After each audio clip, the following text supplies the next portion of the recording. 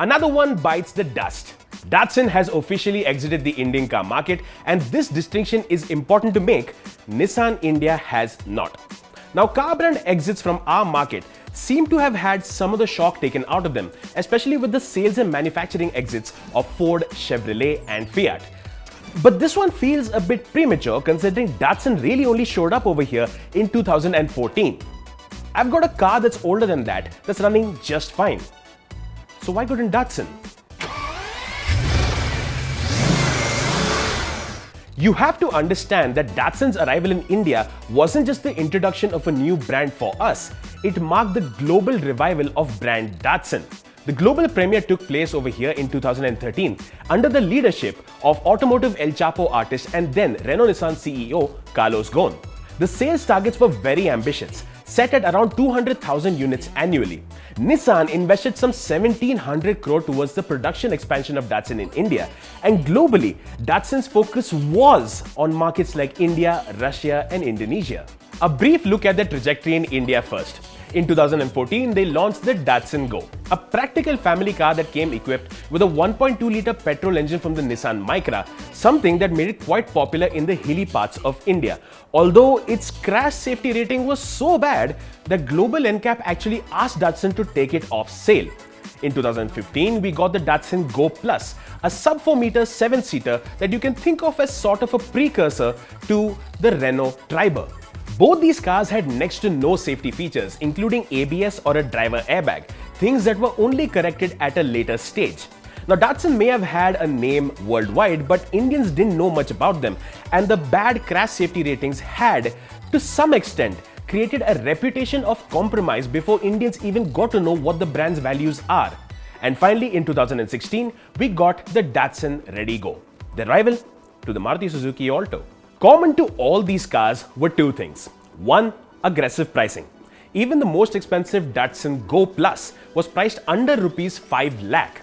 And two, obvious signs as to how this pricing was achieved. Things like internally adjustable ORVMs, a day-night IRVM or retractable seat belts were skimped out on.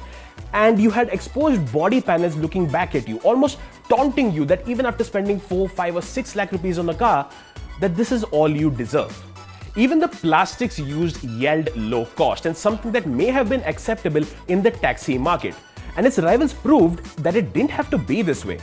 In comparison to the crude and unpolished Datsun Go, the Hyundai Eon felt well built and even premium for the price. And in comparison to the Datsun Ready Go, its own platform partner, the Renault Kwid, felt nicer and better equipped. To its credit, the Ready Go did get the numbers rolling, accounting for some 70% of both Nissan and Datsun's combined sales in India. But after the initial push, the sales started to dip, going from about 2,500 to 3,000 monthly sales in 2016, 1,500 to 2,000 monthly sales in 2017, dropping down to triple digits in 2019, while its other models never even had a chance to take off. After some 8 years in the Indian car market, Datsun was nowhere near its projected sales figures and had nothing to show for its time.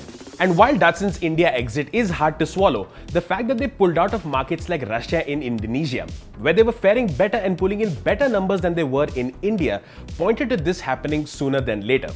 Thankfully, Nissan India is still very much here and their service centers are available to Datsun customers. And Nissan itself is being sustained by the Magnite, and hopefully they will introduce more competitive models, because we're all too familiar with what happens when one entire brand is dependent on the virtues of just one model to sustain it for too long.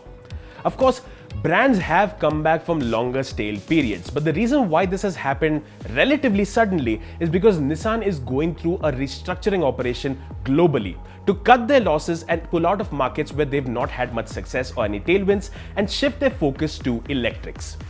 So that's our take on what happened with Datsun in India. An unfortunate tale of certain wrong calls being taken by a brand on the national and global scale, turning something promising into something forgettable. As always, if you did not like this video, give it a dislike, but if you did, give it a thumbs up, share it and hit subscribe if you haven't already.